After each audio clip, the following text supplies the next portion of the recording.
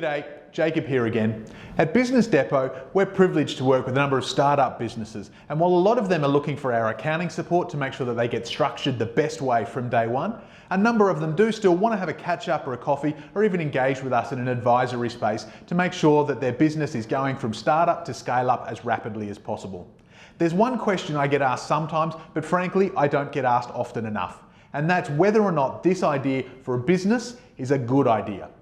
Now, even if you're not in startup, this is going to be relevant because if you've ever had a good idea for a new product line or a new market channel, this process can help you with that as well. This is the process that I recommend people go through when they have a business idea. Because in my experience, there are far too many business owners who have an idea before they take a chance to understand what the market's looking for. I call them a solution in search of a problem. And if that's how you're building your business, it's going to be a lot harder than if you get that product market fit perfect from day one. So here's the process I recommend. 1, who are the target customers for this business idea that you have? Now at this point, you don't need to go into the detail of brand archetypes or customer personas. You don't need that level of detail. Just a good idea of the industry, the size of business, who it is that this idea is going to help. Number 2 is write down what you understand their pain to be. And you really have to get yourself into their shoes, because if you don't articulate their pain and how you can solve it, then your business idea is never going to gain traction in the marketplace.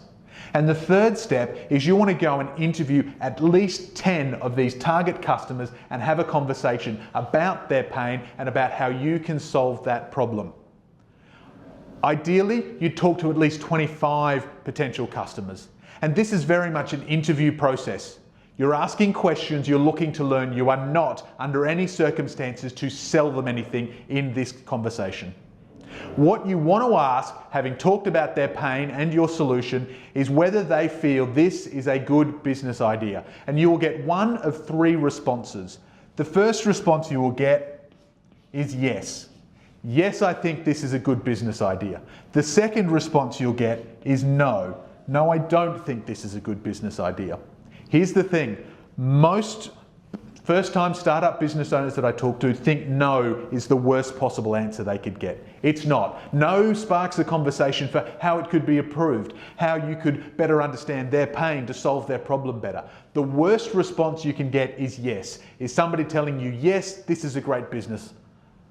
Because much like those horrible outfits we all wore to our prom where our mum said we looked fantastic, there's a lot of people out there who will say yes just to be nice, because they don't want to hurt your feelings, because maybe they don't even know how they can give constructive criticism.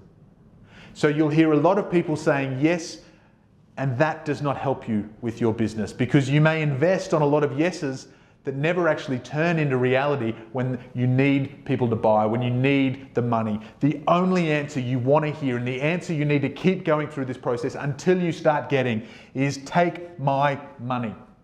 You want to be talking to target customers about their pain and your solution, and the only response that tells you you've got a good business idea is when they get to the end of the conversation and say, can I buy this now?